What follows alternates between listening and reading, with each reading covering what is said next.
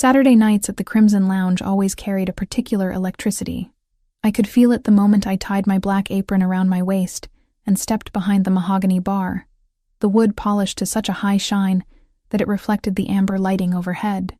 The club occupied a restored warehouse building in Chicago's West Loop, all exposed brick and industrial beams softened by velvet banquettes and carefully curated artwork that probably cost more than I'd earn in 5 years. 6 months. That's how long I'd been mixing drinks and pretending I belonged in a world where a single bottle of whiskey could run $3,000. 6 months of perfecting my invisibility, of becoming part of the elegant machinery that kept places like this running smoothly. The guests never really looked at bartenders, not properly. We were functional, like the glassware or the ice machine humming steadily in the corner. I preferred it that way. "You're doing that thing again," Ryan Mitchell said, sliding up beside me with an empty tray balanced on his palm. His dark hair was styled perfectly, not a strand out of place despite the crowd pressing 3 deep at the bar. Ryan had worked at Crimson for 4 years and knew every regular by name, every preference, every tip pattern. What thing? I grabbed a bottle of Grey Goose from the speed rack, pouring a precise 2-ounce shot into a shaker without measuring. That faraway look, like you're writing a novel in your head instead of making Cosmos. He grinned, the expression lighting up his whole face. Ryan was one of those people who genuinely enjoyed his job, who found satisfaction in crafting the perfect old-fashioned, or remembering that Mrs. Patel always wanted her martini with extra olives. I wasn't like that. For me, this was just survival. 3 Cosmos, 2 dirty martinis, and a Negroni, I recited, already reaching for the Cointreau. My hands moved through the familiar motions while my mind wandered elsewhere. It usually did during these shifts. The repetition was soothing in its way, a rhythm I could lose myself in. Ryan leaned against the bar, watching me work. "How's your week been?" We barely talked during Thursday's shift. Same as always. I strained the Cosmos into chilled glasses, adding the ceremonial twist of orange peel that made them Instagram-worthy. The club's social media presence was carefully maintained. Everything here was about image, about creating an experience worth documenting. "You working tomorrow?" "Double shift. Need the hours." Ryan's expression softened with understanding he never voiced directly. He knew about my financial situation in vague terms, knew that I picked up every available shift, and never went out with the rest of the staff after closing. He and his husband Carlos had invited me to dinner twice. I'd declined both times, inventing transparent excuses that we both pretended to believe. The truth was, I couldn't afford the luxury of friendship, of spending money on restaurant meals, or taking time away from work. Every dollar went toward the same crushing goal: $47,000 in medical debt. Hospital bills from Lucas's treatment, the aggressive leukemia that had ravaged my older brother for 8 brutal months before taking him 2 years ago. Sometimes I could still smell the antiseptic of his hospital room, could still hear the steady beep of monitors that had eventually flatlined into a sound I'd never forget. "Sophia, you listening?" Ryan waved his hand in front of my face. "The Negroni?" I blinked, refocusing. "Right. Sorry." He gave me a concerned look, but didn't push. That was what I appreciated about Ryan. He cared without demanding explanations, offered support without making me feel like a charity case. In another life, we might have been close friends. In this one, we were friendly co-workers, which was all I could manage. The crowd swelled as the night progressed. Crimson attracted a specific type of clientele: successful, sophisticated, willing to pay premium prices for premium everything. I recognized several faces from television: a local news anchor, a real estate developer whose billboards dotted the highway, a retired baseball player who still commanded attention when he walked into a room. And then there were the others, the ones who didn't seek attention but received it anyway, who moved through the space with an authority that had nothing to do with fame and everything to do with power. Christopher Santoro arrived at 11:30, same as he had every Tuesday, Friday, and Saturday for the past 6 months. I didn't need to see him enter to know he was there. The atmosphere shifted, became more attentive somehow. The manager straightened his tie. The security personnel by the VIP section snapped to heightened alertness. Even the music seemed to adjust, becoming slightly more subdued. I focused on pouring a complicated round of shots for a bachelorette party, keeping my eyes on my work, but I was aware of him the way you're aware of a storm building on the horizon. Inevitable. Powerful. Impossible to ignore completely. Christopher Santoro owned the Crimson Lounge, along with several other properties scattered throughout Chicago. That much was public knowledge, easily found with a basic internet search.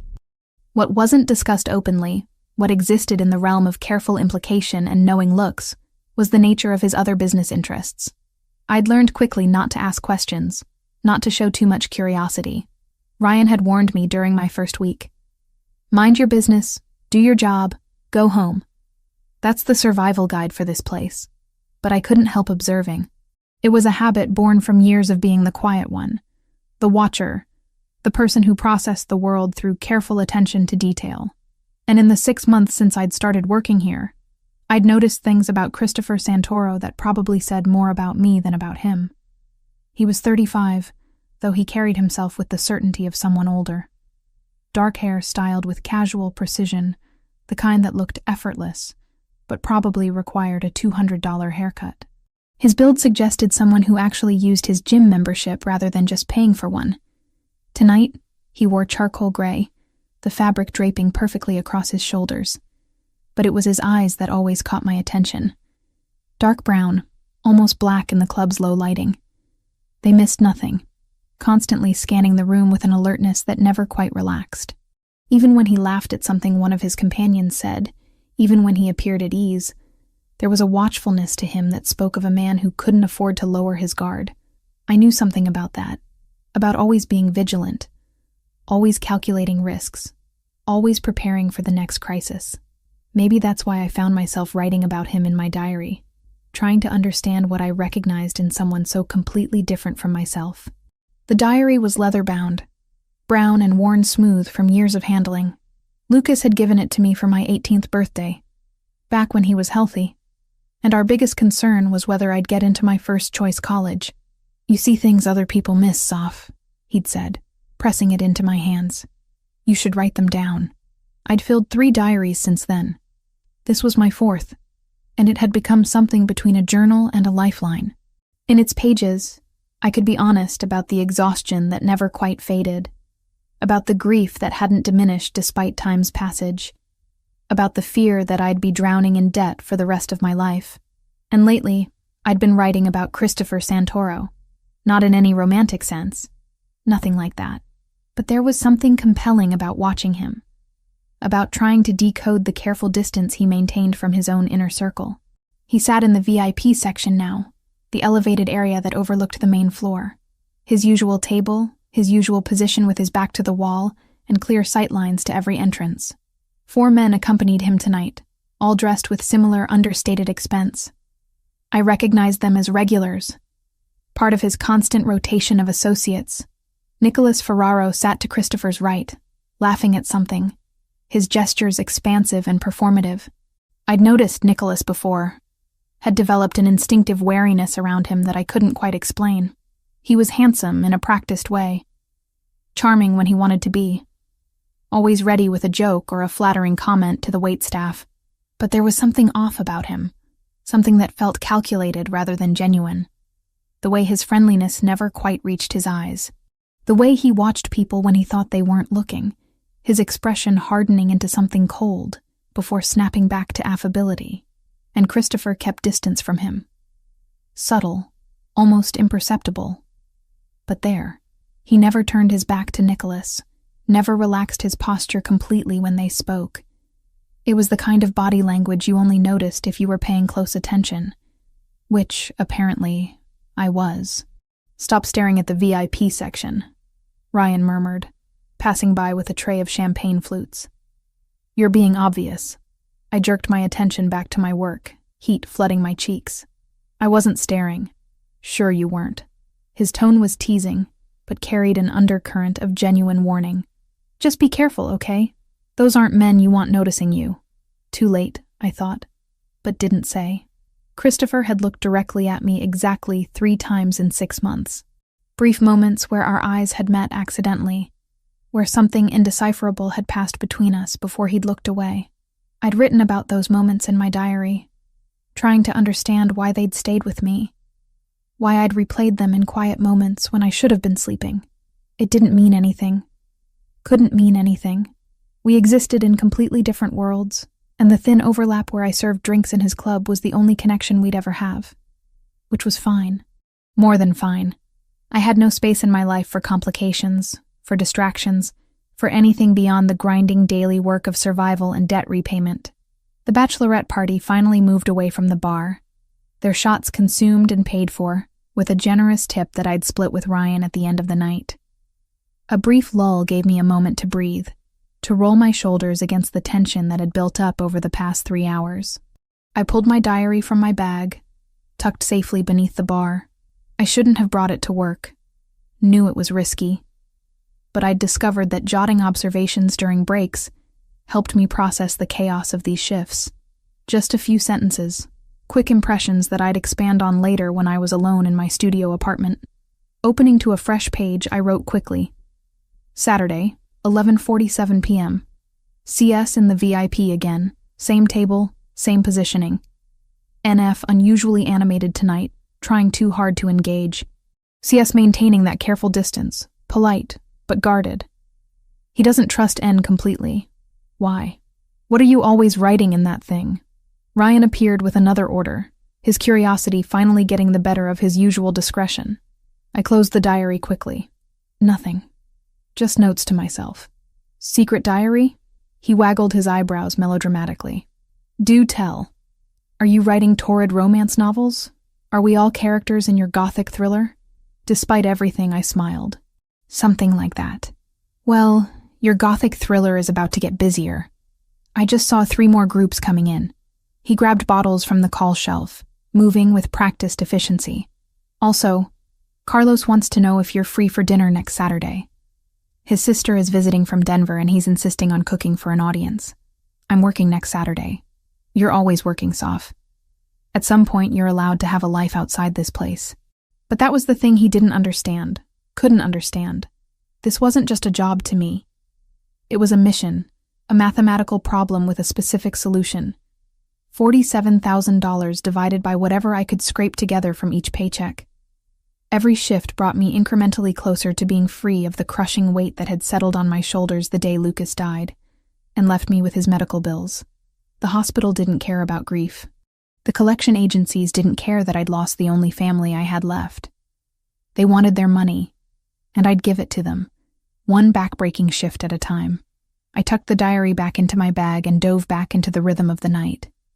Vodka sodas and whiskey sours, complicated mojitos that required muddling fresh mint, elegant Manhattans garnished with brandied cherries. My hands moved automatically while my thoughts drifted, a dangerous habit I'd developed over months of repetition. Later, during my official break at 1 a.m., I slipped out to the back alley for fresh air. The November cold bit through my thin work shirt, but I welcomed it. The sharp contrast to the overheated press of bodies inside. I sat on the concrete step, pulling my diary out again, using the harsh security light to see the page. I'd written about Christopher Santoro 17 times now. I'd counted. 17 separate entries over 6 months, trying to make sense of my fascination with a man I'd never actually spoken to. What did it say about me that I'd created an entire narrative around someone I didn't know, attributing depth and complexity based on nothing more than observation? Maybe it was easier than dealing with my actual life. Maybe he represented something I couldn't quite name. Some possibility of escape from the grinding reality of debt and loneliness. Or maybe I was just losing my mind one shift at a time. I closed the diary and headed back inside. Back to the noise and the demand and the careful anonymity I'd built around myself.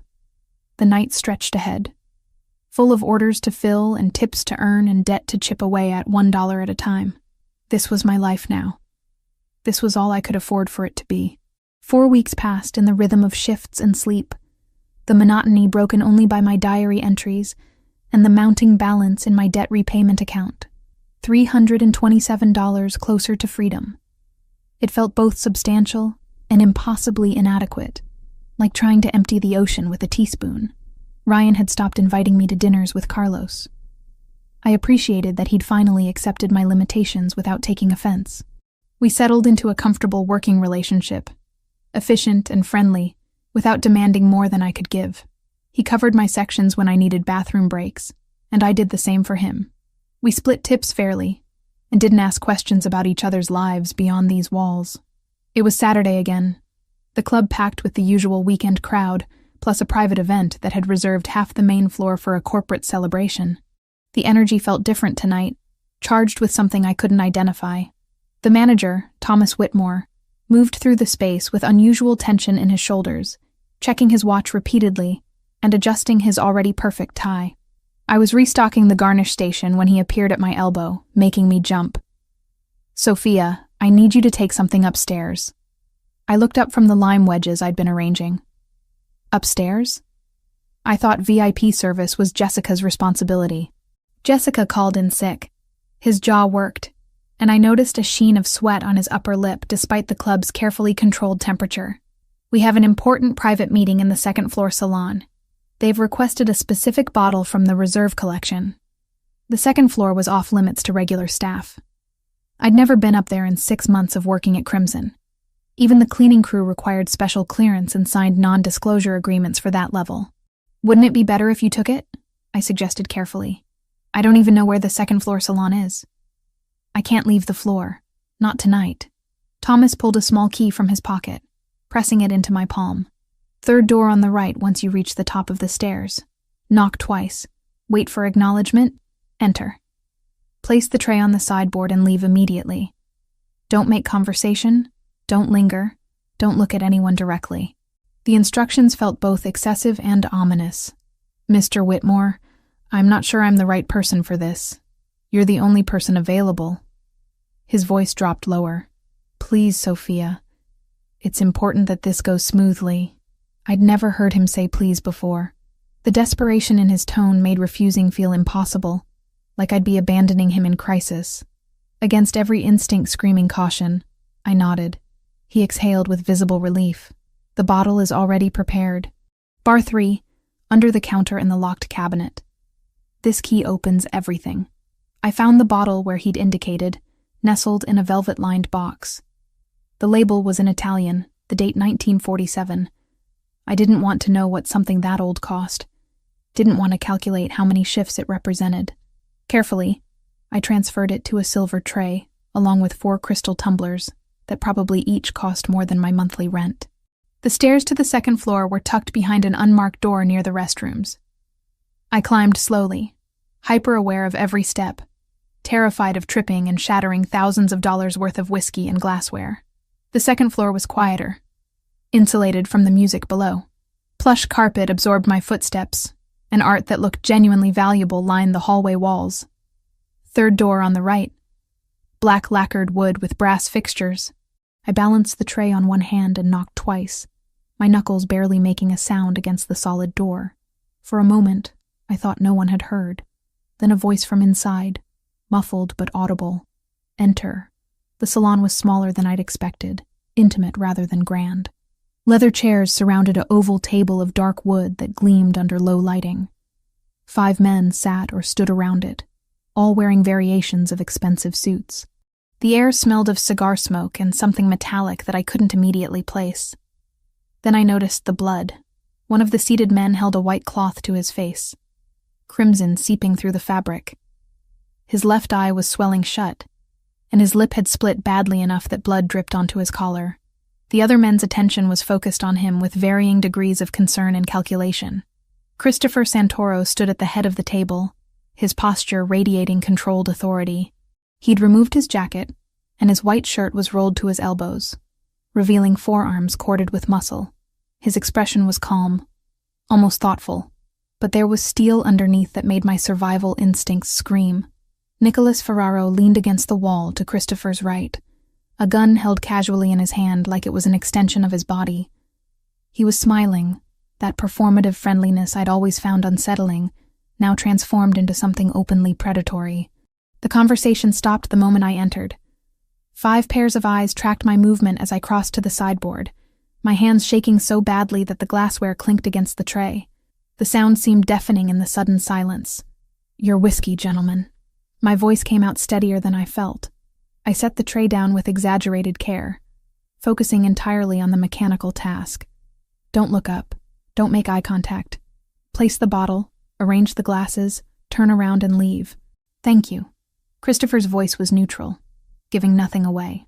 I nodded and pivoted toward the door, desperate to escape the suffocating atmosphere. But as I turned, my gaze inadvertently swept across the injured man's face. Time seemed to fracture. His good eye met mine, and something in that brief connection triggered a cascade of recognition that I couldn't immediately process. The shape of his face, even swollen and bloodied, the way his jaw set, the scar interrupting his left eyebrow, barely visible beneath the bruising, but there, I knew that face. My breath caught, but I forced myself to keep moving, to walk normally to the door and close it behind me with careful gentleness.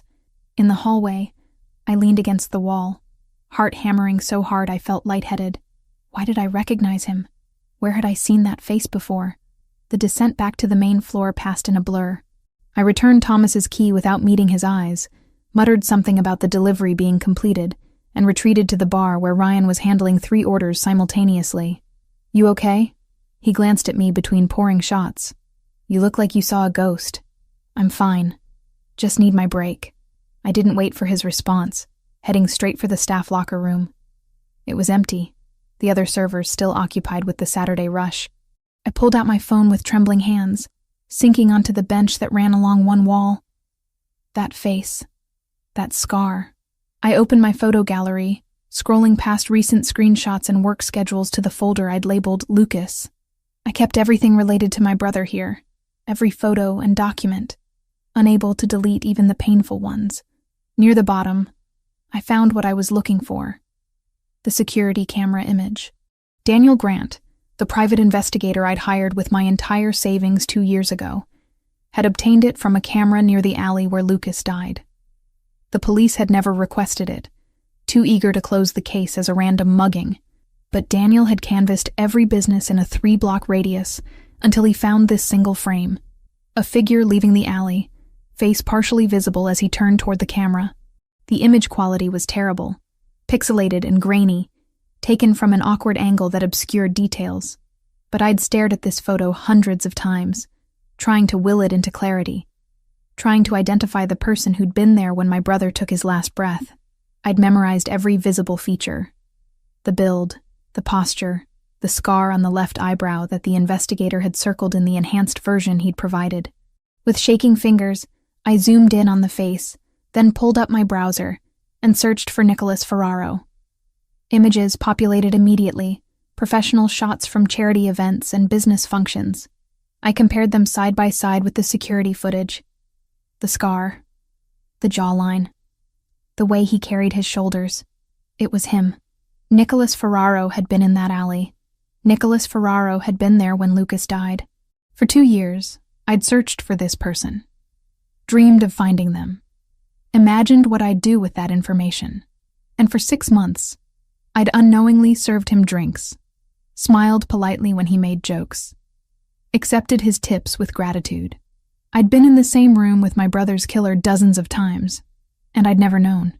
The locker room tilted, and I had to put my head between my knees to keep from passing out. Nausea rolled through me in waves. All this time working at Crimson, observing Christopher Santoro's organization from my invisible position behind the bar, and Lucas's murderer had been right there. Was Christopher involved? Had he ordered it? Lucas had worked as a junior accountant at some import company, nothing that should have connected him to organized crime. But clearly, something had. I needed to document this, needed to write it down while the recognition was fresh, while the certainty burned in my mind. Later I could figure out what to do with the information, how to use it, whether to take it to the police or what. What could I do against men like them? I pulled my diary from my bag, the leather familiar and grounding beneath my fingers. The pages fell open to today's entry, the brief notes I'd made during my earlier break about a difficult customer and Ryan's upcoming anniversary with Carlos. Normal concerns from a different lifetime, written by someone who didn't yet know the truth. I flipped to a fresh page and began writing, my hand moving so fast the letters barely stayed legible. I documented everything. The scene upstairs, Nicholas with the gun, the injured man, the moment of recognition. The comparison between the security footage and Nicholas's face. The scar that matched perfectly. The features that aligned despite years and poor image quality. The words poured out of me in a desperate rush, as if committing them to paper would make them real, would give me some measure of control over information that felt like it was burning a hole through my consciousness. Finally, I reached the last line, my hand cramping from the speed and pressure of writing. I stared at the blank space, trying to articulate the enormity of what I'd discovered. How did you sum up something that changed everything, that reframed 6 months of your life into a cruel joke? I wrote, Nicholas Ferraro was in the alley. Photo from 2 years ago. He killed my brother. I worked 6 months serving drinks to Lucas's killer. The pen slipped from my fingers. Outside the locker room, I could hear the muffled bass of music, the distant sound of voices and laughter. The club continued its expensive revelry, everyone oblivious to the fact that my entire world had just shattered and reformed into something unrecognizable. Thunder rumbled overhead, audible even through the building's thick walls. A storm had moved in while I'd been spiraling, the kind of sudden downpour that Chicago specialized in during autumn. I needed to leave. Needed to get out of this building, away from Nicholas Ferraro and whatever violence was happening in that upstairs salon. Needed space to think, to process, to figure out what came next. I shoved the diary back into my bag and stood on unsteady legs. My shift didn't end for another 3 hours. But I couldn't stay. Couldn't go back to the bar and mix drinks with steady hands. Couldn't pretend everything was normal. Thomas would be angry. I might lose my job. But none of that mattered compared to the revelation clawing at my chest, demanding acknowledgement, demanding action. I typed out a quick text to Ryan. Family emergency. Had to leave. I'm so sorry. Then I burst through the back door into the alley, into rain that immediately soaked through my work clothes. The cold shocked my system, grounding me in physical sensation when my thoughts threatened to spiral into panic. I ran toward the street, toward the bus stop, toward anywhere that wasn't here. I ran until my lungs burned and my legs ached, until I reached my apartment and stumbled up 4 flights of stairs, until I collapsed on my bed, fully clothed and shaking. Only then did I realize what I'd done. My bag was still in the locker room at Crimson. My wallet was in my jacket pocket, my keys in my hand. But my bag, with my diary inside, documenting everything I'd just discovered, naming Nicholas Ferraro as a killer, was sitting on that bench where anyone could find it. The panic didn't hit immediately. That's what I remember most clearly about that night. The strange, delayed reaction, like my body understood the danger before my conscious mind could process it. I stood in my apartment, dripping rainwater onto the second-hand rug, staring at my empty hands. Keys, wallet, phone. The essentials were all accounted for, clutched in my death grip as I'd fled through the storm. But my bag, the canvas tote I'd used every single day for 6 months, was still sitting on that bench in the Crimson Lounge staff locker room, with my diary inside. The diary that now contained a written accusation of murder against Nicholas Ferraro, detailed observations about Christopher Santoro's organization, and enough information to get me killed if the wrong person found it. My legs gave out. I sat heavily on the edge of my bed, still in my soaked work clothes, and tried to breathe through the tightness constricting my chest. This couldn't be happening. I couldn't have been that stupid, that careless, but I had been. In my panic to escape, to put distance between myself and the revelation burning through my consciousness, I'd left behind the one piece of evidence that could destroy me. The clock on my microwave read 11:47 p.m. Crimson closed at 3 on Saturdays, which meant the cleaning crew would be there until at least 4 a.m. My locker wasn't locked, because the cheap combination mechanism had broken weeks ago, and I'd never bothered reporting it. Anyone could open it.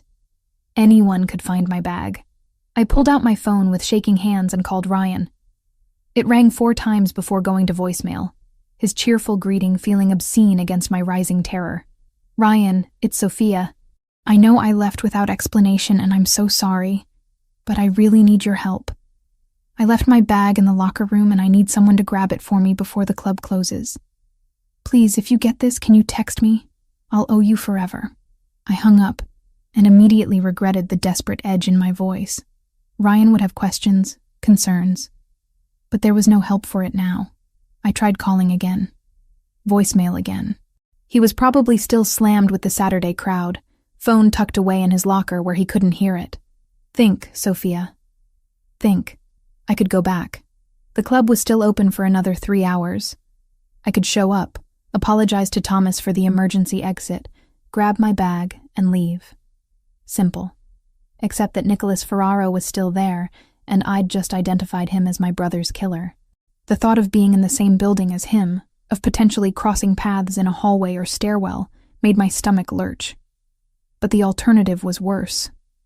Leaving that diary where anyone could find it, where Nicholas himself might stumble across it while making his usual rounds.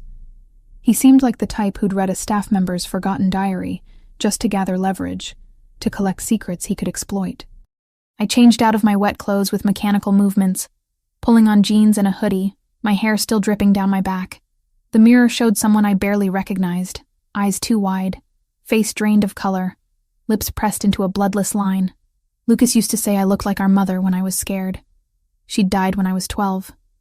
Cancer eating through her faster than any treatment could slow. Lucas had been 17, suddenly responsible for raising a grieving preteen while finishing high school. He'd done it without complaint, working part-time jobs and maintaining his grades, making sure I never felt abandoned even as we navigated the foster system until he turned 18 and could claim legal guardianship. And I'd failed him. Failed to protect him, failed to get justice for him. And now I'd potentially failed again by leaving evidence of his murder in a place where his killer could destroy it. The guilt was suffocating. I grabbed my keys and headed for the door, then stopped. Going back to Crimson meant confronting whatever was happening in that upstairs salon. It meant potentially seeing the aftermath of whatever violence Nicholas had been orchestrating with that gun. It meant walking back into danger with my eyes open. But staying here meant losing the only documentation of what I'd discovered. The only proof that I'd connected Nicholas to Lucas's death. My phone buzzed. Ryan calling back. Sophia, what's going on? Are you okay? His voice carried concern and the muffled background noise of the club in full swing. I'm fine. I just need my bag from the locker room. Can you grab it for me? I'll come get it from you tomorrow. A pause. The bag with your diary? Sophia. Thomas already took it. My heart stopped. What? The cleaning manager found it around midnight and brought it to Thomas. Standard protocol for lost items. Thomas said he'd try to get it back to you. Maybe look for contact info inside. Ryan's tone shifted, becoming more alert. Why? What's in that diary that's got you so spooked? Everything. My entire catastrophic discovery. Written in ink that couldn't be erased. In handwriting that was unmistakably mine. Nothing, it's just personal. Do you know if Thomas looked through it? I don't know. He took it up to his office. Sophia, what's really going on? You ran out during your shift without a word and now you're freaking out about your diary. Talk to me. I couldn't. Telling Ryan would put him in danger too. Would make him complicit in knowledge that could get him hurt. Nicholas Ferraro didn't leave loose ends. Ryan had said that himself during my first week, warning me about the kind of people who frequented Crimson's VIP sections. I can't explain right now. Just please, if you see my bag, if you see anyone with it, can you let me know? You're scaring me. I'm scared too. The admission slipped out before I could stop it. Ryan, I need you to trust me. Don't mention this conversation to anyone, especially not Thomas or any of the VIP regulars. Please. Another pause. Longer this time. I could practically hear him processing, connecting dots I desperately didn't want him to connect. Okay, he finally said. I trust you. But Sophia, if you're in trouble, real trouble, you need to tell someone. The police, a lawyer, someone who can actually help. The police.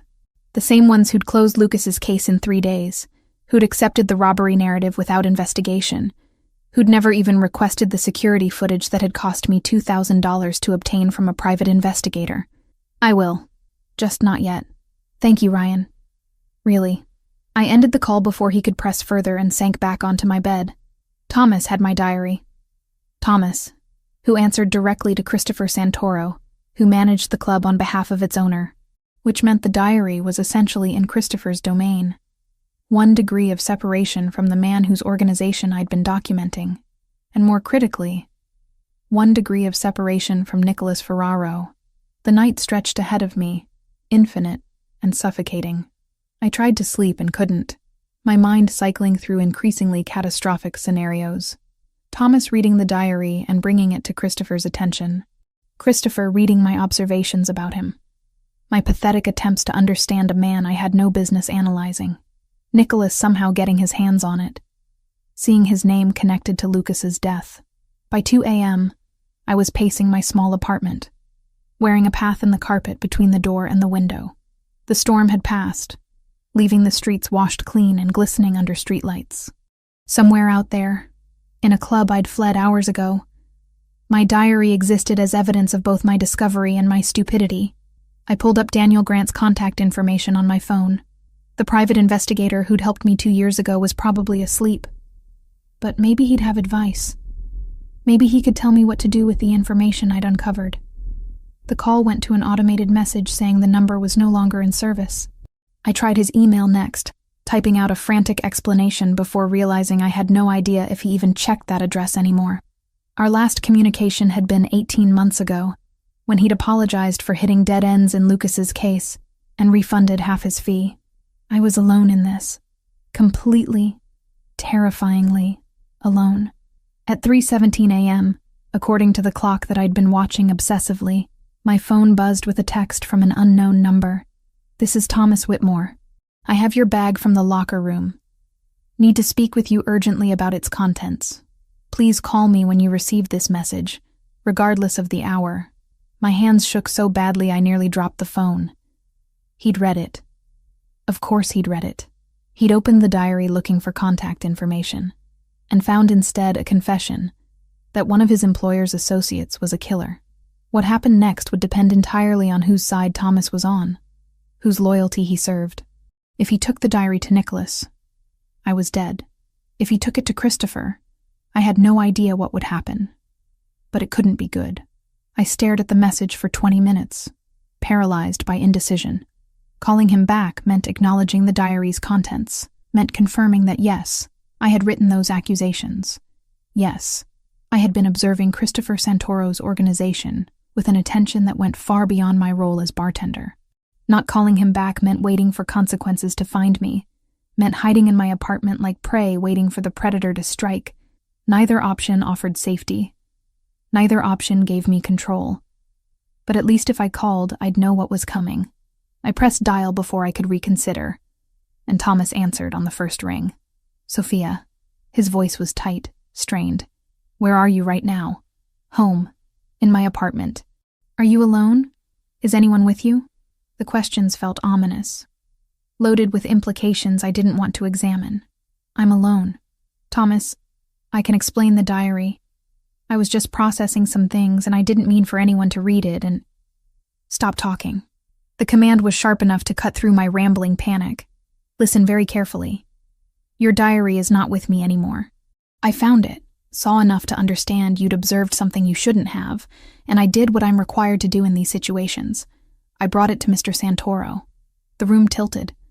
Christopher Santoro had my diary, the man I'd been secretly documenting, whose loneliness and isolation I'd chronicled like some obsessed stalker, now had access to every word I'd written about him. And worse, he now knew that I'd identified Nicholas Ferraro as a murderer. "Sophia, are you still there?" "Yes." My voice came out as barely a whisper. "Mr. Santoro read everything. He knows about your brother, about Nicholas, about your recognition of him tonight. He's been trying to locate you for the past 2 hours. Thomas paused. "He's not angry, but he's concerned. Very concerned about your safety. My safety." I repeated the words like they were foreign, incomprehensible. "Nicholas Ferraro is dangerous. If he discovers that you witnessed tonight's meeting, if he realizes you've connected him to your brother's death, you're in immediate danger. Mr. Santoro has mobilized his security team to find you first, to ensure you're protected before Nicholas can reach you." Protected. The word should have been reassuring. Instead, it felt like another form of captivity, like trading one threat for another. I don't want protection. I just want to be left alone. That's not an option anymore. Thomas's tone gentled slightly. "You saw something. You know something. That changes everything. Mr. Santoro is on his way to you now. He'll explain better than I can, but Sophia, you need to understand that running isn't safe. Hiding isn't safe. The only safe option is accepting help from someone who can actually protect you. The line went dead before I could respond. I stood frozen in my apartment, still holding the phone, processing the reality of my situation. Christopher Santoro was coming here. To my home. Because I'd been stupid enough to write down observations I should have kept locked inside my head. Because I'd connected dots that had stayed hidden for 2 years. Because I couldn't just serve drinks and mind my own business like Ryan had warned me. A car engine purred to a stop outside my building. I moved to the window and looked down at the street, where a black sedan sat idling, its windows too dark to see through. My phone buzzed again. Another unknown number. Miss Wells, this is Joseph Grimaldiro, head of security for Mr. Santoro. I'm outside your building with a team. Mr. Santoro is 5 minutes away. We need you to come down now. Your apartment isn't secure. How did you get my address? Your employment file. Miss Wells, we don't have time for questions. Nicholas Ferraro's people are looking for you too. We intercepted communication indicating they're checking addresses associated with staff who had access to the second floor tonight. You need to come with us now. Through the window, I saw 2 men exit the sedan. They moved with purpose toward my building's entrance, their postures alert, professional, not threatening, exactly, but not comforting either. I was out of options, out of time, out of any illusion that I could navigate this situation alone. Grabbing my keys and phone, I headed for the door, stepping into consequences I'd never intended to create, walking toward a future I couldn't predict. The only certainty was that my life as I'd known it, the careful invisibility I'd maintained, the grinding routine of debt and survival, was over. Christopher Santoro had my diary. He knew everything. And whatever came next would be written by his hand, not mine. Sleep was impossible. I lay on my bed fully clothed, staring at the water-stained ceiling of my apartment, watching shadows shift as occasional cars passed on the street below, every creak of the building settling, every distant siren, every footstep in the hallway above sent my heart racing with irrational terror that Nicholas Ferraro had somehow found me already, but it wasn't Nicholas I should have been worried about. It was my own stupidity. Around 4 a.m, as gray dawn light began filtering through my thin curtains, the full scope of my mistake crystallized with horrifying clarity. My bag wasn't just sitting innocuously on that bench in the staff locker room. Inside my bag, tucked into the side pocket where I always kept it, was my employee badge. The badge with my full name, my address, my apartment number. I sat up so fast the room spun. The employee badge. How could I have forgotten about the employee badge? Crimson Lounge required all staff to keep their identification on them at all times for security purposes. Mine was a plastic card with my photo, name, and the address I'd provided when I filled out my hiring paperwork 6 months ago. Which meant anyone who found my bag wouldn't just discover a diary full of dangerous observations. They'd have a map directly to my door. The panic that had been simmering all night erupted into full-blown terror. I grabbed my phone and tried calling Ryan again. It rang and rang before clicking to voicemail. I'd already left him 3 messages since fleeing the club. This would be my 4th. Ryan, please. I know it's early, but I really need to talk to you. Please call me back as soon as you get this. I hung up and immediately dialed again. Same result. Again. Again. By the time dawn fully broke, painting my studio apartment in shades of gray and gold, I'd called Ryan 15 times. On the 16th attempt, his husband Carlos answered, his voice groggy with sleep. Sophia, it's 5:30 in the morning. Is someone dead? Carlos, I'm so sorry, but I really need to talk to Ryan. Is he there? He's asleep. We both were until about 5 minutes ago when his phone wouldn't stop ringing. Carlos sounded more concerned than annoyed now. What's going on? Are you okay? I just need to talk to him about something from work. It's important. A rustling sound. Then Carlos's voice became muffled as he presumably covered the phone. I heard the low rumble of conversation. Then Ryan came on the line. Sophia, what's wrong? Carlos says you've been calling nonstop. Where are you? Milwaukee. We drove up yesterday afternoon to visit Carlos's family, remember? I mentioned it last week. His voice carried that patient tone people use when explaining something obvious to someone who's not thinking clearly. We're not back until Monday evening. Sophia, talk to me. What happened after you left? Milwaukee. Of course. He'd mentioned the trip during Thursday's shift, complaining good-naturedly about having to meet Carlos's extended family for the first time. I'd been so wrapped up in my own crisis that the information had completely fled my mind. I need you to do something for me. I left my bag in the locker room last night, and I need someone to grab it before anyone else finds it. Your bag with the diary. It wasn't a question.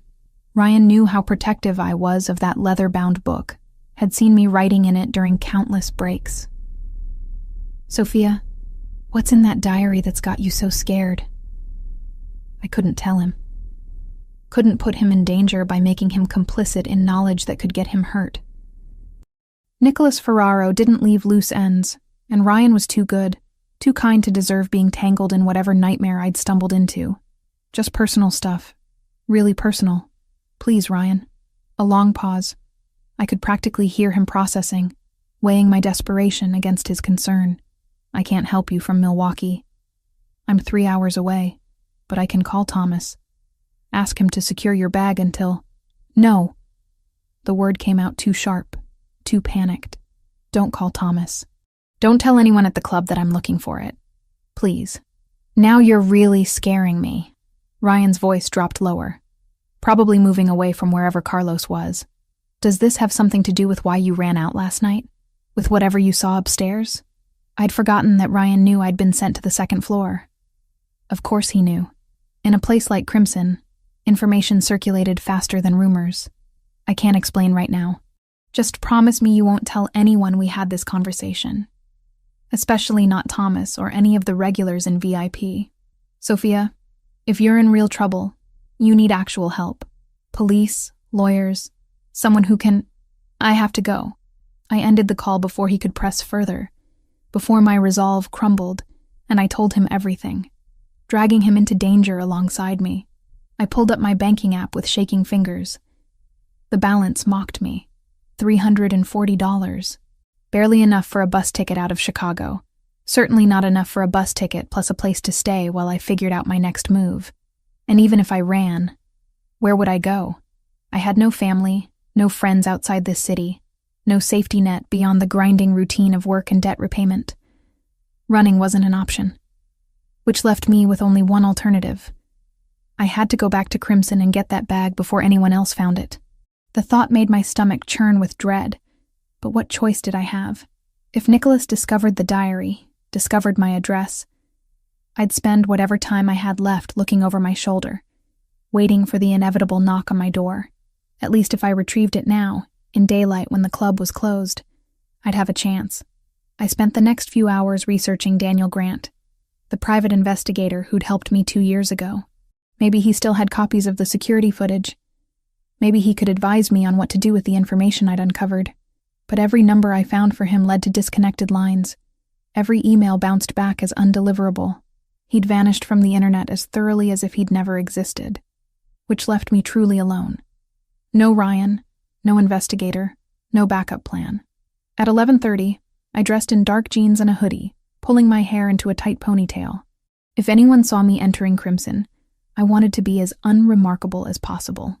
Just another person in Chicago's Sunday morning landscape, invisible and forgettable. The bus ride to the West Loop took 25 minutes. I spent it staring out the window, watching the city transition from residential neighborhoods to the trendy restaurant district where Crimson occupied its prime corner location. On weekends, this area was packed with brunch crowds and shopping tourists. But Sunday morning still held a hushed quality. Most venues closed until evening service. I got off the bus 3 blocks from the club and walked the rest of the way, keeping my head down. The building looked different in daylight, less intimidating without the crowds and pulsing music. Just an attractive renovated warehouse with its discreet signage and elegant facade. I circled to the back alley, where staff entrances and loading docks faced away from street traffic. The service door would be here, the one the cleaning crew used. Ryan had mentioned once that they finished their deep clean by noon on Sundays. and the manager left the door unlocked until 1 o'clock for delivery drivers who needed access to restock bar supplies. It was 12:17 according to my phone. Perfect timing. The alley smelled of garbage and rain, puddles from last night's storm still pooling in uneven pavement. I approached the heavy metal door marked staff only and tested the handle. It turned easily, unlocked as expected. Relief washed through me so intensely I had to lean against the doorframe for support. This was going to work. I'd slip inside, check the locker room, grab my bag, and disappear before anyone knew I'd been there. The interior was dim, emergency lighting providing just enough illumination to navigate. I moved through the familiar space, past the industrial kitchen with its gleaming equipment, past the storage areas stacked with liquor boxes, toward the staff section where lockers and changing rooms clustered. My footsteps echoed too loudly in the empty building. Every sound seemed amplified, my breathing harsh in the silence. I kept expecting someone to appear around every corner to challenge my presence here. But the club remained deserted. The locker room door was propped open. I stepped inside, scanning the benches where I'd sat just last night, writing frantically in my diary while my world fell apart. The bench was empty.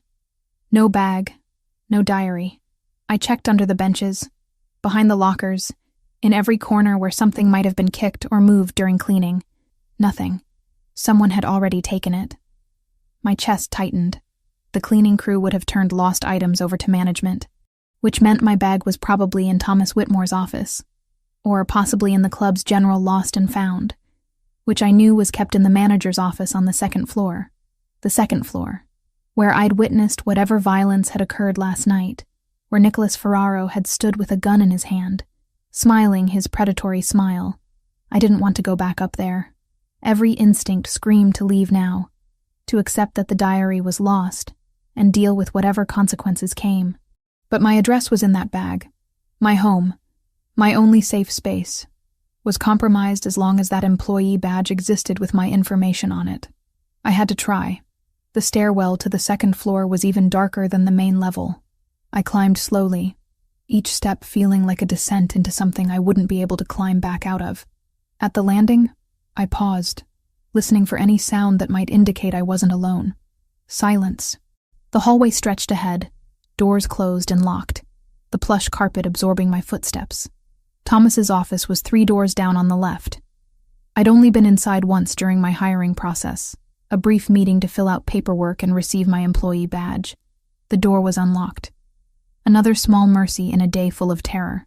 I slipped inside, closing it softly behind me. Thomas's office was meticulously organized, everything in its place. A desk with a computer, filing cabinets, a small table with a coffee maker, and on the credenza behind his desk, a plastic bin labeled Lost and Found. I rifled through it with shaking hands. A phone, a jacket, a set of keys, a water bottle. No canvas bag, no diary. Where else would he have put it? I checked the desk drawers, careful not to disturb anything more than necessary. Nothing. The filing cabinets were locked. A sound from the hallway froze me mid-search. Footsteps. Multiple footsteps, heavy and purposeful. Someone else was in the building. I looked around frantically for somewhere to hide, somewhere I could wait until whoever it was left. But Thomas's office had no closets, no spaces large enough to conceal a person. Just furniture and walls and a window that didn't open. The footsteps grew louder, closer. I was trapped with nowhere to run, and no explanation for why I was here. Rifling through the manager's office on a Sunday afternoon, when I should have been anywhere else. The doorknob turned. I braced myself for Thomas, for security, for anyone except the person who actually stepped through that door. Christopher Santoro stood in the entrance, my brown leather diary held casually in his right hand. His eyes met mine with an intensity that made the air feel thinner, harder to breathe. Behind him, 2 men in dark suits blocked any potential escape route. Not threatening exactly, but their presence was clear message. Leaving wasn't an option I had anymore. Miss Wells, Christopher's voice was calm, almost gentle, which somehow made everything worse. I believe we need to talk. My hands were still gripping the edge of Thomas's desk when Christopher Santoro closed the door behind him with a soft click. that sounded deafening in the silent office. The two men who'd been flanking him remained in the hallway, their presence a physical reminder that escape wasn't an option. Christopher moved further into the room with that controlled grace I'd observed countless times from behind the bar. But seeing it directed at me, seeing those dark eyes fixed on my face with an intensity that stripped away every pretense, was entirely different from watching him from a safe distance. He set my diary on Thomas's desk between us, the worn leather looking smaller somehow, less significant than it had felt when I'd been pouring my thoughts into its pages night after night. "You came back for this." It wasn't a question. His voice was low, careful, the kind of tone someone uses when trying not to spook a frightened animal. I couldn't find words. My throat had closed around any explanation I might have offered, leaving me mute and trembling in the middle of an office where I had absolutely no right to be. "Miss Wells, I need you to listen very carefully." Christopher stayed on his side of the desk, maintaining distance that should have been reassuring, but somehow made everything worse. If he'd been angry, if he'd been threatening, I would have known how to react. But this careful gentleness, this measured patience, left me completely off balance. "I'm sorry." The words finally emerged, barely a whisper. "I shouldn't have written those things. I shouldn't have been watching you, observing your business. I was just trying to understand. I'm not concerned about what you wrote about me." He cut through my rambling with quiet authority. "I'm concerned about what you discovered about Nicholas Ferraro." The name hung between us, heavy with implications. I pressed my lips together, trying to control the trembling that had spread from my hands to my entire body. Christopher picked up the diary, opening it to a page he'd apparently marked. "You identified him from security footage taken the night your brother died. Lucas Wells, 29 years old, found in an alley with a fatal stab wound. Police ruled it a robbery gone wrong and closed the case in 72 hours. Hearing him recite the details of Lucas's death in that clinical tone made something crack inside my chest. "How do you know all that?"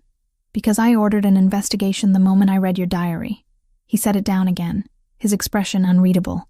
"Your brother worked as a junior accountant at Westfield Import Company, one of my legitimate businesses, used for legal operations with some accounting structures that serve other purposes, money laundering." He didn't say it directly, but the implication was clear. Lucas was doing routine quarterly reviews when he flagged inconsistencies in fund transfers, significant amounts being diverted to accounts that didn't match our approved structures. He reported his concerns to his supervisor, Martin Kelly. Christopher's jaw tightened fractionally. What Lucas didn't know was that Martin answered directly to Nicholas Ferraro. And Nicholas was the one creating those inconsistencies, skimming millions over 3 years to fund his own operations separate from my organization. I tried to process the information, but my mind felt sluggish, overwhelmed. "You're saying Nicholas killed my brother to cover up theft?" "I'm saying Nicholas killed your brother to protect a much larger operation.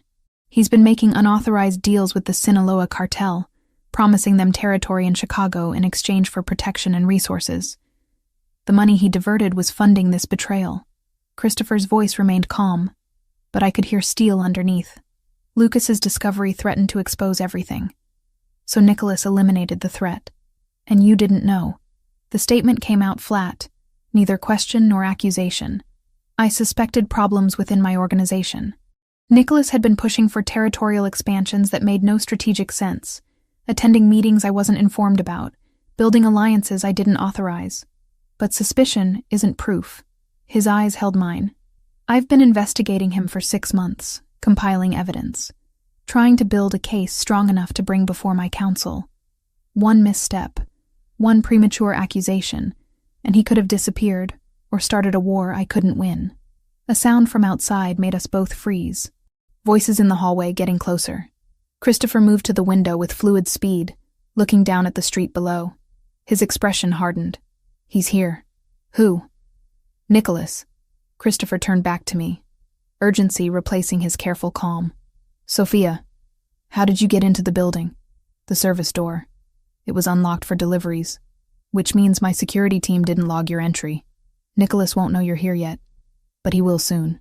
The building has surveillance throughout, and someone is monitoring those feeds. Once he reviews today's footage, He'll see me breaking into Thomas's office. My voice came out hollow. He'll see you searching for something. And given what happened last night, given that you witnessed his meeting with cartel intermediaries, he'll connect the pieces. The room felt like it was shrinking, walls pressing in. I didn't mean to see anything. I was just delivering whiskey like Thomas asked me to. I know. But intent doesn't matter to Nicholas. You're a liability now, a witness to operations he can't afford to have exposed. Christopher crossed to the door, listening. The voices outside had moved away, but the reprieve felt temporary. We need to leave. Now, where would we even go? My address is on my employee badge. He probably already. I sent a team to your apartment 3 hours ago. You weren't there. I've had people watching your building since midnight, waiting for you to come home. He pulled out his phone, typing something quickly. Joseph tracked you here through traffic cameras once we realized where you were heading. The realization that I'd been under surveillance, that Christopher Santoro had dedicated resources to finding me, should have been terrifying. Instead, I felt an odd sense of relief that someone had been paying attention, that I hadn't been as alone as I'd thought. Why? I had to ask. Why do you care what happens to me? Christopher looked up from his phone, and for the first time since entering the office, something shifted in his expression. Not quite vulnerability, but close, because you wrote that you saw past my defenses, that beneath everything I've built, you recognize something worth protecting. He slipped the phone back into his pocket. No one has looked at me that way in a very long time, Sophia. And because your brother died on my watch, in my organization, because of a traitor, I failed to stop in time. I owe you more than protection. I owe you justice. Before I could respond, before I could process the weight of what he'd just revealed, the sound of a car door slamming echoed from the street below. Christopher moved to the window again, cursing quietly in Italian under his breath. Nicholas just arrived. We have maybe 2 minutes before he reaches this floor. Panic spiked through me. The service door is being watched by his people now. I saw them take position when I was driving up. They're blocking that exit. He scanned the office quickly. Then his gaze landed on the bookshelf along the far wall. There's another way. He crossed to the shelf and pressed something I couldn't see. A section of the bookcase swung inward with a soft mechanical hum, revealing a dark, narrow passage behind it. Emergency exit. Christopher grabbed my diary from the desk and held out his hand to me. It leads to an old maintenance tunnel system that connects several buildings in this block. We can get out 3 streets over. I stared at the dark opening, then at his outstretched hand. Taking it meant trusting him completely, meant stepping into his world with no guarantee of what waited on the other side. But staying meant facing Nicholas Ferraro. And I knew with absolute certainty that conversation would end badly. The sound of the elevator arriving on our floor made the decision for me. I grabbed Christopher's hand. His fingers closed around mine, warm and steady, and he pulled me toward the hidden passage. We stepped into darkness, just as I heard voices in the hallway outside, Nicholas's distinctive laugh carrying through the closed office door. Christopher pulled the bookcase closed behind us, plunging us into complete blackness. The space was cramped, barely wide enough for us to stand side by side, and smelled of dust and old concrete. I felt Christopher's hand tighten around mine, anchoring me as he used his other hand to navigate, apparently knowing this passage by touch. "Stairs ahead," he murmured, his voice barely audible. "Stay close to me." We descended slowly, each step careful in the darkness. Above us, I heard the muffled sound of the office door opening, of voices raised in question. Nicholas asking where Thomas was, demanding to know who'd been in the building. I'd left the desk drawers open, the lost and found bin scattered, evidence of my search visible to anyone who looked. "He knows someone was there," I whispered. "He knows someone was searching. He doesn't know it was you. Not yet." Christopher's voice was calm despite our situation. "The cameras in Thomas's office have been disabled for maintenance since yesterday. Security protocol when we're conducting internal investigations. Nicholas can't access that footage because it doesn't exist. Small mercy, but I'd take it." We reached the bottom of the stairs, and Christopher released my hand briefly. I heard the sound of a door being unlocked. Then dim emergency lighting flickered on, revealing a tunnel stretching ahead of us. Concrete walls marked with ancient water stains, pipes running along the ceiling, the kind of infrastructure that existed beneath most old buildings in Chicago. This way. Christopher took my hand again, leading me down the tunnel at a quick walk that bordered on running. Our footsteps echoed despite his attempts at quiet, but there was no help for it. We needed distance, needed to get as far from Crimson Lounge as possible, before Nicholas realized his prey had slipped away. My lungs burned by the time we reached another set of stairs leading upward. Christopher climbed them 2 at a time, still pulling me along, until we emerged into what looked like a maintenance closet in a completely different building. He locked the tunnel door behind us, then led me through the closet into a parking garage. A black sedan waited in the corner, engine running, Joseph Grimaldiro in the driver's seat. "Status?" Christopher asked, opening the back door and guiding me inside. "Nicholas has 4 men searching the club. They found the passage entrance but haven't followed yet. We have maybe 5 minutes before they figure out where it leads." Joseph pulled out of the parking garage smoothly, merging into Sunday afternoon traffic. Christopher slid in beside me, finally releasing my hand now that we were relatively safe. He handed me my diary, which he'd somehow managed to hold on to through our entire escape. "Where are we going?" I asked, my voice shaking from adrenaline crash. "Somewhere secure. Somewhere Nicholas won't think to look." Christopher met my eyes in the dim interior of the car. "Sophia, I need you to understand what just happened. You didn't just stumble into danger. You walked into the middle of a war that's been building for months. Nicholas will assume you've sided with me now, that you're cooperating with my investigation. There's no going back to your apartment, your job, your normal life, not until this is resolved." The full weight of my situation finally settled over me. I'd lost everything in the span of 24 hours. My home, my income, my carefully maintained anonymity. And somehow, impossibly, I'd ended up in the protection of the very man I'd been secretly documenting, whose world I'd been trying to understand from safe distance. Christopher was still watching me, waiting for my reaction. I clutched my diary to my chest and made the only choice I could. Then let's resolve it. The safe house was in a quiet suburb, an hour north of Chicago, a 2-story colonial with beige siding that looked like every other house on the block. Generic landscaping, a mailbox with no name, windows with blinds perpetually drawn. Joseph pulled into the garage and closed the door before Christopher and I stepped out of the car. Another layer of invisibility wrapped around us. Inside, the house had that sterile quality of a space maintained but not lived in. Furniture that matched but had no personality, a kitchen stocked with basics but no personal touches, bedrooms with fresh linens but no photographs or books. It was a place designed for temporary occupation, for people who needed to disappear. Christopher led me to a dining room where papers were already spread across the table. Evidence, he'd called it on the drive over. Months of investigation compiled into folders, each labeled with dates and transaction codes I didn't understand. He gestured for me to sit, while Joseph disappeared into another room, presumably to establish whatever security protocols kept places like this safe. "This is everything we have on Nicholas Ferraro's operations." Christopher opened the first folder, revealing bank statements marked with highlighter, numbers circled in red ink. 3 years of financial irregularities. Money diverted from legitimate accounts into offshore structures we couldn't initially trace. It took 6 months just to find the pattern. I leaned forward, studying the documents. Even to my untrained eye, the amounts were staggering. Hundreds of thousands, sometimes millions, moving through accounts with names that meant nothing to me. "Lucas found this," I said. Not a question. Part of it.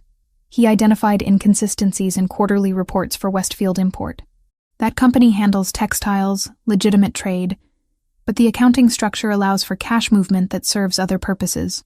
Lucas noticed funds being transferred to accounts that weren't in our approved network. Christopher pulled out another folder, this one containing surveillance photos. Nicholas meeting with men I didn't recognize, in locations that ranged from upscale restaurants to industrial warehouses. Each photo was dated, time-stamped, annotated with details about who attended and what was discussed based on intelligence gathered afterward. These are his meetings with Sinaloa cartel representatives. They've been negotiating for Chicago territory, promising them distribution networks Nicholas doesn't have authority to offer. He's been using stolen money to fund his side of the bargain. Weapons purchases, protection payments, bribes to law enforcement that should be going through official channels. I picked up one of the photos, studying Nicholas's face. He looked relaxed, confident, nothing like the man I'd seen with a gun in his hand. How long has this been happening? We think 3 years, but he was careful at first. Small amounts. Meetings that could be explained as legitimate business. It wasn't until about 8 months ago that we noticed larger discrepancies and started dedicated surveillance. Christopher sat across from me, his expression controlled, but I could see tension in the line of his jaw. Nicholas is my underboss, second in command. He has access to operations most of my organization never sees. Suspecting him of betrayal is one thing. Proving it without starting a war is another. The weight of what he was saying settled over me. Your people trust him. Some do. Others are loyal to the structure, not the person. But I can't move against Nicholas without absolute proof, or I risk splitting the organization. Civil war in a structure like ours means bodies in the street, police attention we can't afford, opportunities for rivals to move in while we're distracted. I understood the calculation even as it turned my stomach. This wasn't about justice in any legal sense. It was about power, stability, control of an empire built on illegal foundations. Lucas had been collateral damage in that equation, a number that didn't balance. Where do I fit into this? I asked, meeting his eyes. You're the witness who can confirm Nicholas's meeting with cartel intermediaries happened without my knowledge or approval. The man you saw injured was Roberto Vitale, one of Nicholas's own people who questioned his authority. Nicholas ordered the beating to send a message about loyalty, but he did it in my club, on my property, without clearing it through me first. That's a violation of protocol serious enough to bring before the council. Christopher slid another document toward me. This one, a typed statement. This is your testimony. Everything you saw that night written in precise detail. You'll need to present this to 12 men who run various operations within my organization. They're the council that votes on major decisions, including disciplinary action against high-ranking members. I read through the statement, recognizing my own observations translated into formal language. The document was clinical, factual, stripping away all emotion from what had been a terrifying experience. What happens after I testify? If the council believes you, if they accept the evidence I've compiled, they'll vote on Nicholas's fate. Betrayal of this magnitude carries one sentence. Death. He didn't say it, but the meaning was clear. And if they don't believe me? Christopher's expression darkened. Then Nicholas walks out of that warehouse, and both of us become targets. He'll know you tried to expose him, and he'll eliminate that threat as quickly as possible. The stakes couldn't be clearer. I was betting my life on the word of men I'd never met. Criminals who operated by rules I didn't understand, hoping they'd value truth over loyalty to someone they'd worked with for years. When? My voice came out steadier than I felt.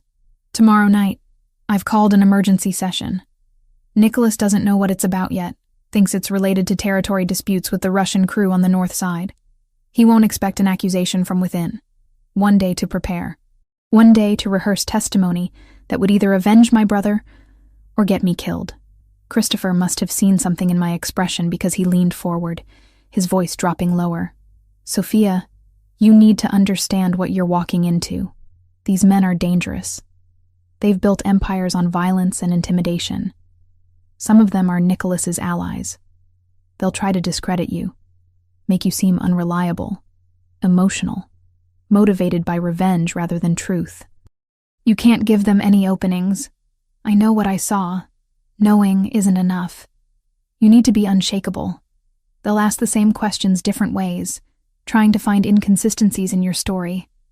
They'll question your character, your motives, your connection to me. Every word you say will be examined for weakness.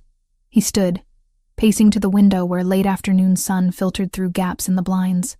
I'm asking you to face men who would kill you without hesitation if they thought it was necessary.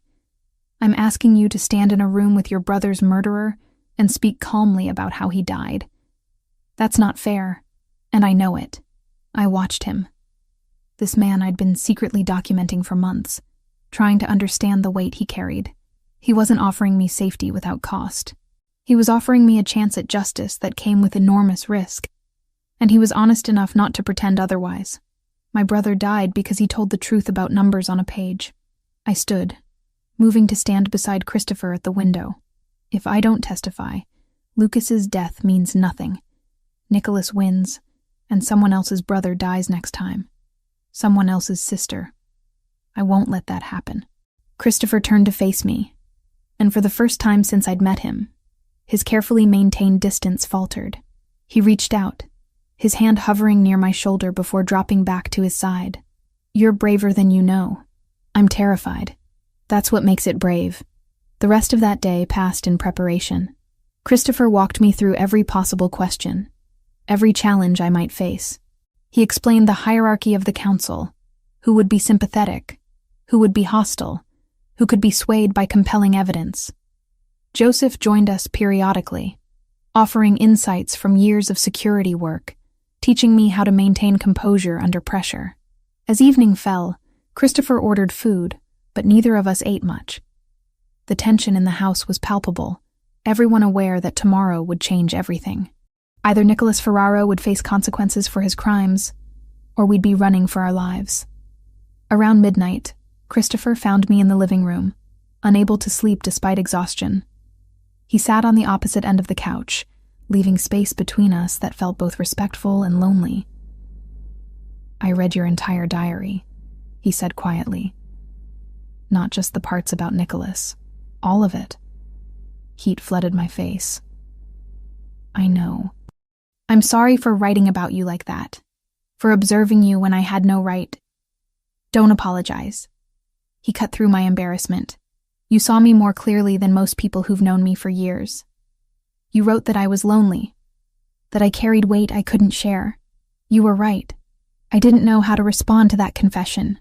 When you walk into that warehouse tomorrow, when you face the council and Nicholas, remember this. You're not just Sophia Wells, bartender with nothing to lose. You're the woman who saw through every defense I built, who recognized truth when everyone else saw power. That perception, that courage to name what others ignore, that's what will make them listen. His words settled over me like armor, fragile but necessary. Tomorrow, I would face my brother's killer. Tomorrow, I would speak truth to men who dealt in violence. Tomorrow, everything would change. But tonight, in this anonymous house with Christopher Santoro watching me with something that looked almost like hope, I allowed myself to believe I might actually survive what came next. Morning arrived too quickly, gray light filtering through unfamiliar curtains in a bedroom that wasn't mine. I'd slept maybe 3 hours, fitful dreams of Lucas mixing with images of Nicholas Ferraro's predatory smile. My body ached from tension, muscles locked tight in anticipation of what was coming. Christopher knocked on my door at 7. His voice measured through the wood. We leave in 2 hours. Joseph is making breakfast. I dressed in the clothes laid out for me. Simple black pants and a charcoal sweater that Christopher's people had provided. Nothing flashy, nothing that would draw attention. I needed to look credible, not vulnerable. The woman who walked into that warehouse tonight couldn't appear broken or desperate. She needed to embody certainty, no matter how hollow that certainty felt. In the kitchen, Joseph had prepared eggs and toast that I pushed around my plate without eating. Christopher sat across from me, his own meal similarly untouched. The silence between us was heavy with unspoken fears, but neither of us seemed capable of voicing them. The council expects precision, Christopher finally said, setting down his fork. When they ask you to describe what you saw, keep your answers direct. Don't elaborate unless they specifically request more detail. Don't volunteer information that wasn't asked for. I nodded, repeating the instructions I'd heard a dozen times already. Facts, not feelings. Observations, not interpretations. The clinical recitation of violence I'd witnessed, stripped of all emotion that might make me seem biased. Nicholas will be there, he continued. He'll try to rattle you, make you doubt yourself. Don't engage with him directly. Don't respond to anything he says unless a council member asks you to address it. Your testimony is for them, not for him. I understand. If at any point you feel unsafe, Joseph will be positioned near the exit. Just look at him and he'll get you out. The implication was clear. If things went badly, we'd need to run. fast. We spent the next hour reviewing my statement one final time, Christopher asking me the same questions in different variations, testing my consistency. By the time we finished, my answers had become automatic, the words flowing without conscious thought. That was dangerous in its own way. I couldn't sound rehearsed, couldn't give them any reason to think this testimony had been coached or manipulated. At 9:30, we loaded into Joseph's car. The drive to the warehouse took 40 minutes, winding through industrial areas where factories sat empty and streets were lined with chain-link fencing. This was the part of Chicago tourists never saw, where legitimate business gave way to operations that thrived in shadows. The warehouse itself was nondescript, a gray building with few windows and heavy metal doors. Joseph parked in back, and Christopher placed a hand on my shoulder before I could open the car door. Once we're inside, everything changes. These men won't see you as Sophia Wells, bartender trying to find justice. They'll see you as a potential threat, someone who could expose operations they've spent years building. Some will want to believe you because it serves their interests. Others will want you discredited because Nicholas is their ally. Remember that every question has layers. I took a breath, steadying myself. I'm ready. We entered through a side door into a space that had clearly been prepared for this meeting. 12 chairs arranged in a semicircle, a single chair positioned in the center facing them. Industrial lighting overhead cast harsh shadows. No windows, one exit besides the door we'd come through, guarded by 2 men I didn't recognize. The council members were already arriving, men in their 40s and 50s, dressed in variations of expensive casual wear. They spoke in low tones, acknowledgments passing between them that suggested long familiarity. Christopher greeted each by name, his demeanor shifting into something more formal, more distant than the man I'd spent the last week with. Nicholas Ferraro arrived last, flanked by 2 of his own men. He saw me immediately, his expression flickering through surprise before settling into cold calculation. I forced myself to meet his gaze briefly before looking away, refusing to give him the satisfaction of seeing fear. The council members took their seats. Christopher stood at one end of the semicircle, a position that suggested authority without claiming dominance. Joseph positioned himself near the exit as promised, his presence reassuring. An older man with silver hair and sharp eyes called the meeting to order. His name was Anthony Grimaldiro, and Christopher had identified him as someone sympathetic to our position, someone who valued organizational stability over personal loyalty. We're here tonight to address accusations of unauthorized operations and betrayal of trust within our structure. Anthony's voice carried authority earned over decades. Christopher Santoro has presented evidence of irregularities that require council review. Mr. Ferraro, you've been accused of conducting business without proper approval, of making alliances that threaten our organization. How do you respond? Nicholas stood, his posture relaxed, confident. These accusations are politically motivated. Christopher has been looking for ways to consolidate power, to eliminate anyone who questions his decisions. I've done nothing outside the scope of my authority as underboss. Then you won't object to testimony from a witness who observed your operations firsthand. Nicholas's jaw tightened fractionally. I have no idea what witness you're referring to. Anthony gestured to me.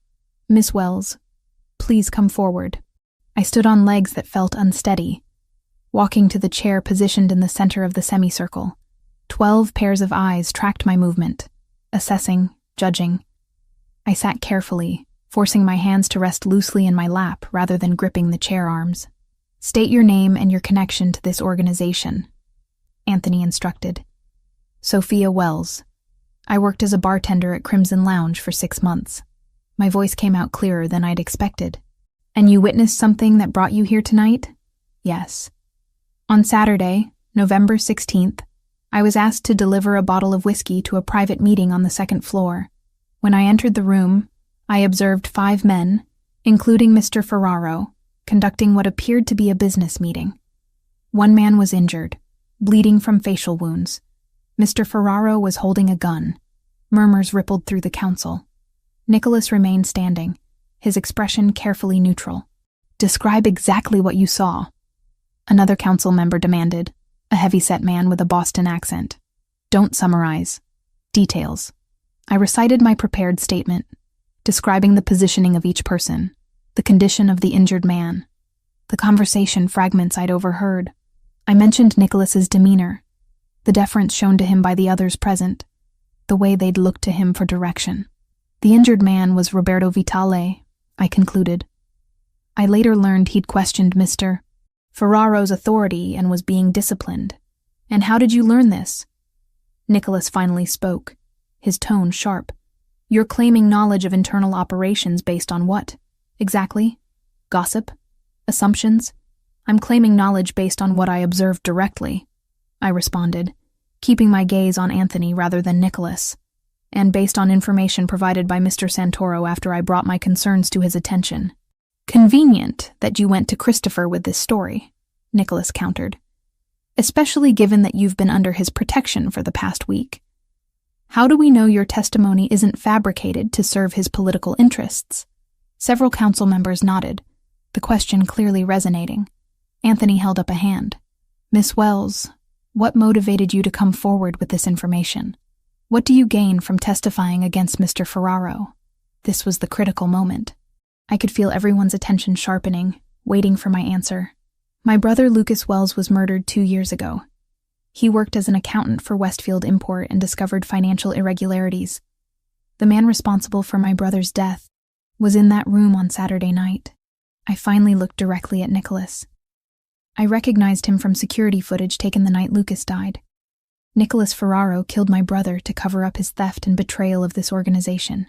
The warehouse erupted into overlapping voices, council members demanding clarification, Nicholas shouting denials. Anthony banged his hand against the chair arm, calling for order. That's a serious accusation, he said once quiet returned. Do you have proof? Christopher stepped forward, pulling out a folder. Security camera footage from 2 years ago showing Nicholas leaving the alley where Lucas Wells was found. Financial records documenting millions diverted from approved accounts into structures Nicholas controls. Surveillance photos of Nicholas meeting with Sinaloa cartel representatives without authorization. Phone records, transaction logs, witness statements from people Nicholas dealt with. It's all here. He handed the folder to Anthony, who began reviewing its contents with increasingly grave expression.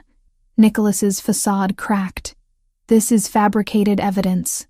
Christopher's been planning this coup for months, and now he's using some grieving bartender to... The financial records can't be fabricated. Another council member interrupted, looking at documents over Anthony's shoulder. These are our own internal accounts. The diversions are real. And the cartel meetings, added a third member. If Nicholas has been promising territory without council approval, that's a direct violation of our structure. The tide was turning. I could see it in their faces, the shift from skepticism to concern. Nicholas felt it too. His posture changed, becoming defensive rather than confident. I did what was necessary for our survival, he said, desperation creeping into his voice. Christopher's been too cautious, too risk-averse. The Sinaloa connection gives us protection, resources we need to compete with. You don't make those decisions alone. Anthony cut him off. That's what the council exists for. You acted outside your authority, stole from us, killed a civilian to protect your operations, and made deals that could bring war to our streets. Those aren't survival tactics. That's betrayal. The room fell silent. Even Nicholas seemed to recognize he'd lost. Anthony looked around the semicircle. All in favor of moving forward with disciplinary action? Hands rose one after another until 11 of 12 council members had voted. Only one abstained, an older man who'd sat silent throughout the entire proceeding. The council has spoken. Anthony's voice carried finality.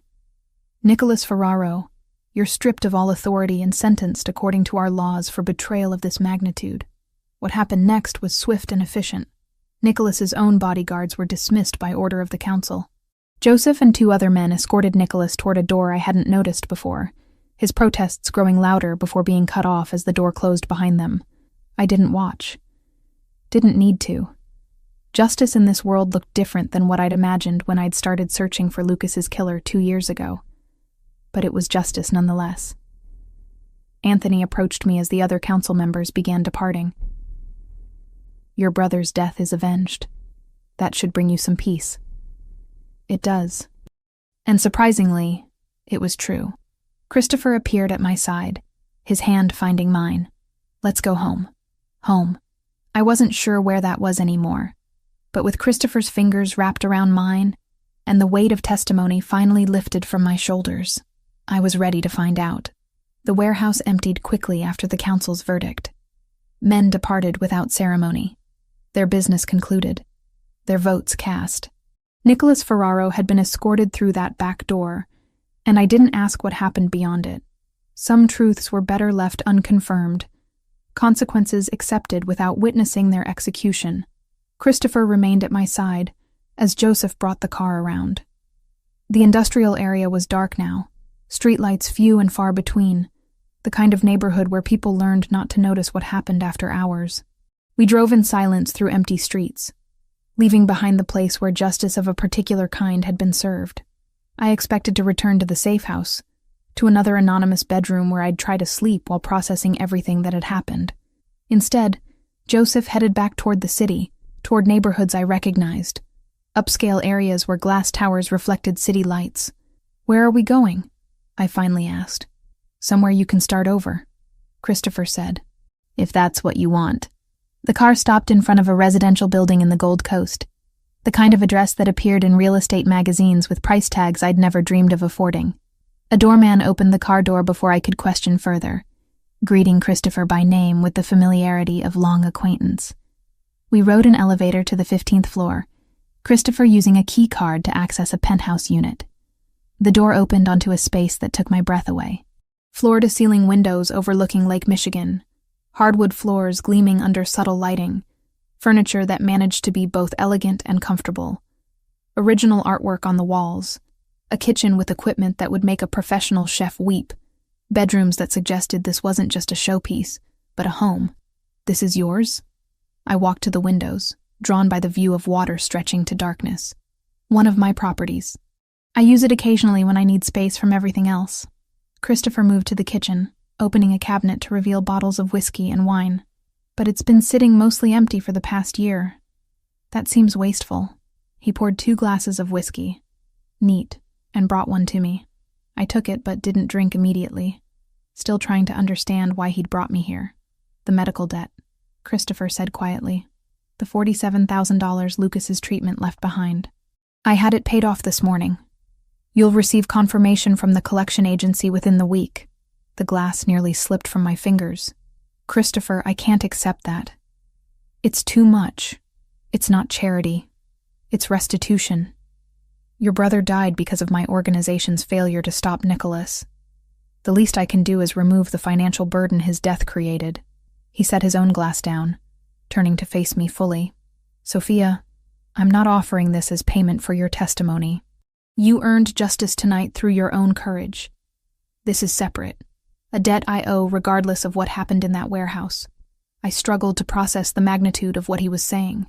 The debt that had defined my existence for 2 years, the crushing weight that determined every choice I made, was simply gone, erased with a single transaction that meant everything to me, and probably barely registered in Christopher's finances. "Thank you." The words felt inadequate, but they were all I had. "There's more." Christopher moved to the kitchen counter where a manila envelope sat. "Ryan called while we were at the warehouse. He's been worried about you. Wanted to make sure you were safe. I had Joseph update him that you're okay, but that you won't be returning to Crimson Lounge. I expected that. Losing the job hurt less than I'd anticipated. That life, the invisibility I'd cultivated, no longer fit who I'd become. I've also arranged for a stipend, monthly payments that will cover your living expenses while you figure out what comes next. Whether that's finishing your business degree, pursuing something else entirely, taking time to simply exist without the pressure of constant work." He slid the envelope toward me.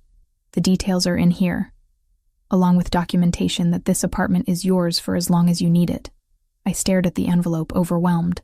"You're giving me an apartment. I'm giving you options.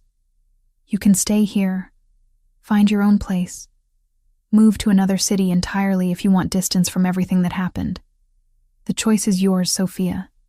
For the first time in years, the choice is actually yours. The weight of that freedom was almost as heavy as the debt had been. I'd spent so long surviving, so focused on the next shift and the next payment, that I'd forgotten what it felt like to imagine a future beyond basic existence. What about you? I asked. What happens to you now that Nicholas is gone? Christopher's expression grew thoughtful. I rebuild, fill the power vacuum he left, strengthen alliances he damaged, repair trust he destroyed. There will be challenges, people questioning whether I should have seen his betrayal sooner, whether I'm still capable of leadership. He picked up his whiskey glass, studying the amber liquid. But that's my world, my responsibility. I won't pretend it's anything other than what it is. I moved closer, setting my own glass down beside his. And us? What are we? The question hung between us, acknowledging what had been building beneath everything else. The connection that had started with diary observations and grown through shared danger. The understanding that passed between us without words. That depends on what you want. Christopher's voice was careful, giving me space to define whatever this was. I read your diary, Sophia. I know you saw something in me worth documenting, worth trying to understand. But I also know the reality of my life, the darkness that comes with it. I won't lie and say being close to me is safe or simple. It's neither of those things. I'm not asking for simple. I reached for his hand, feeling the warmth of his fingers against mine. I'm asking if you meant what you said in the safe house. About me seeing past your defenses. About that mattering to you. I meant every word. His thumb traced circles against my palm, the gesture oddly tender from a man capable of orchestrating what had happened tonight. You looked at me and saw loneliness, isolation, burden. Everyone else sees power. That difference is everything.